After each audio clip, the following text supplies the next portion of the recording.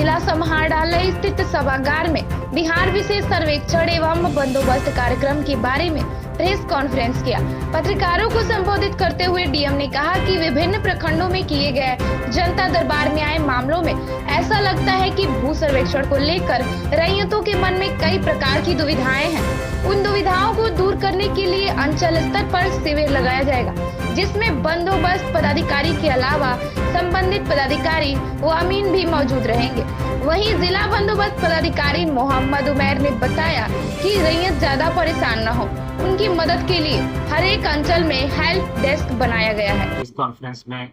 आपका स्वागत है। हम सभी आज उपस्थित हुए हैं कि बिहार विशेष सर्वेक्षण एवं बंदोबस्त कार्यक्रम के तहत सरकार के निर्णयानुसार जो सर्वे का कार्य प्रारंभ किया गया है,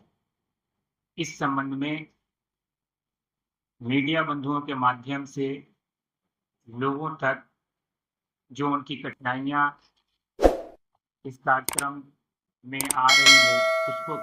दूर किया गया। तो आपके माध्यम से मैं ये जानकारी देना चाहूँगा कि सरकार द्वारा इस कार्य के लिए इस जिले में 8 विशेष सहायक बंदोबस्त पदाधिकारी, 16 कानूनगो और 287 अमीन नियोजित किए गए हैं। सभी अंचल स्तर पर शिविर का स्थापना किया गया है और उसके पश्चात कैलेंडर बनाकर ग्राम सभा का आयोजन सभी क्षेत्र में किया गया है। और ये भी हम बता दें कि उस ग्राम सभा के माध्यम से लोगों को जानकारी दी गई है और जानकारी के में हैंडबिल, माइकिंग, बैनर आदि का प्रयोग किया गया है ताकि लोग रैयत भली भांति इस कार्य को समझ सके। वरन इतना ही नहीं, अमीन और कानूनगो के माध्यम से सभी ग्राम में 10-10 प्रपत्र 2 और प्रपत्र 3-1 जो कि स्व घोषणा और वंशावली से संबंधित प्रपत्र हैं, वो भी उपलब्ध कराए गए हैं ताकि स्थल पर लोगों को स्पष्ट रूप से भरकर दिखाकर समझाया जा सके कि वो अपने कागजात ऑफलाइन या ऑनलाइन किस प्रकार से भरकर जमा कर सकते हैं और उसमें अनुलग्नक क्या क्या है जिसे वो लगा सकते हैं। और नाना प्रकार के जो लोगों के परीक्षा हुए हैं उसे भी उसका भी जवाब देने का भरसक प्रयास किया गया है। इसी कड़ी में मैं ये भी बताऊं कि आपके माध्यम से सभी सहायक बंदोबस्त पदाधिकारी जो शिविर के प्रभारी हैं और कानूनगो का मोबाइल नंबर भी लोगों तक भेजा गया है, पहुंचाया गया है ताकि अगर उन्हें किसी प्रकार की कोई कठिनाई हो तो इस संदर्भ में वो उनसे बात करके परीक्षा करके उसका समाधान ढूंढें।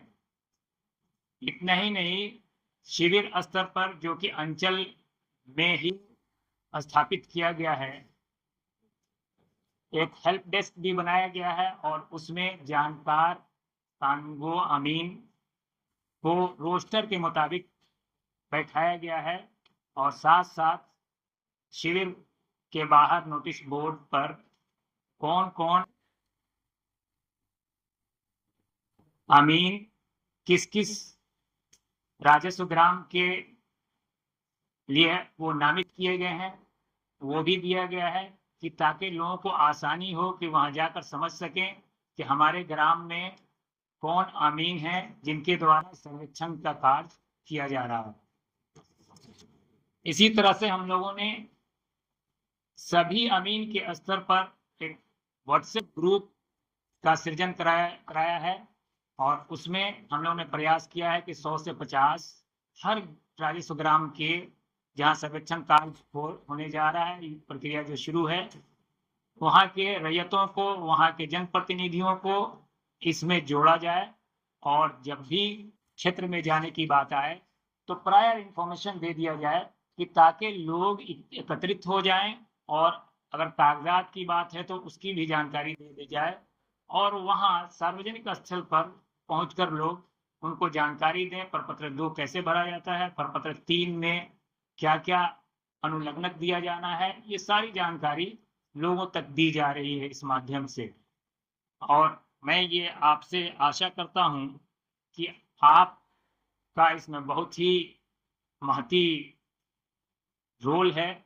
और वो आप अदा भी कर रहे हैं, उसके लिए मैं आपको धन्यवाद भी कहता हूं और आगे भी आपसे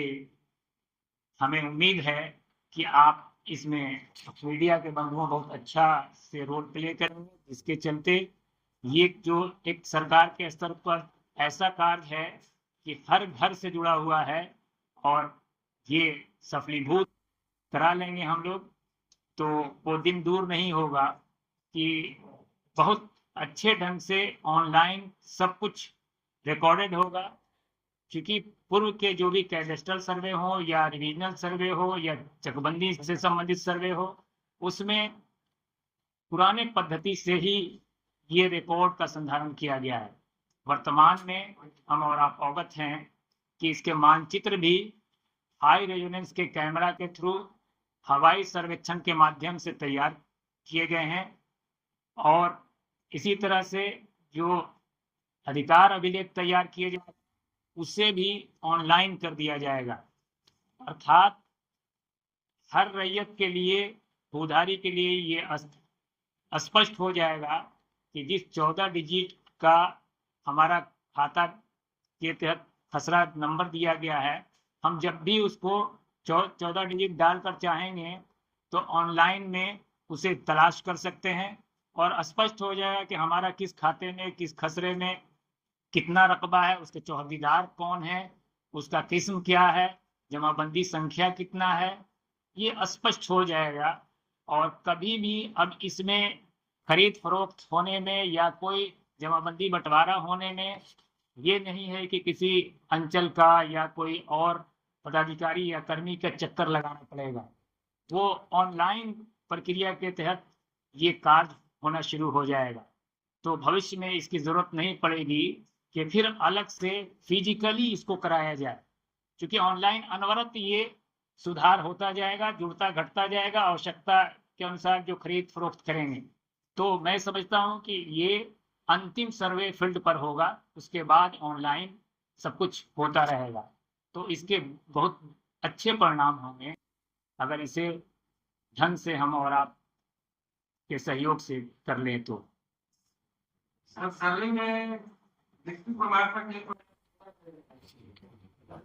सर्वे कार्य में मैं बता दूं कि मृत्यु प्रमाण पत्र की जो बात है, तो हम और आप देखेंगे कि वंशावली के लिए जो प्रपत्र 3(1) है, उसके पृष्ठ भाग पर हम जाएंगे तो उसमें अनुलग्नक दिया हुआ है। अनुलग्नक के प्रथम बिंदु पर ही ये अंकित है कि मृत जमाबंदी रैयत की स्थिति में तिथि अथवा वर्ष अंकित करना है। अर्थात अनुलग्नक देना है तो अनुलग्नक दस्तावेज के रूप में लिखकर कि इस वर्ष में जो मृत जमाबंदी रैयत हैं इनका देहांत हो गया था, सो अभी प्रमाणित कर देंगे, वही दस्तावेज के शक्ल में हो जाएगा। हाँ, सो अभी प्रमाणित करके दे देंगे, वही दस्तावेज के शक्ल में हो जाएगा। क्योंकि आप स्व घोषणा दे रहे हैं, जो भी रैयत दे रहे हैं स्व घोषणा दे रहे हैं। धारा 5(1) के तहत वंशावली भी आता है और उसमें स्व घोषणा दे रहे हैं, तो जो दे रहे हैं वो सत्य कह रहे हैं, उसमें कोई भ्रम की बात नहीं है। उसमें क्या होगा,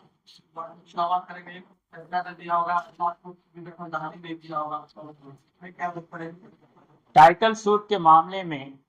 ये स्पष्ट है कि जो लोग जाएंगे सर्वे करने तो ये देखेंगे कि खतियान में अथवा रजिस्टर 2 में किनके नाम से ये जमाबंदी कायम है। अब जिनके नाम से जमाबंदी चल रहा है वो यथावत खतियान बनाने में दर्ज करेंगे और टाइटल सूट का केस नंबर लिखते हुए कैफियत कॉलम में दर्ज कर देंगे।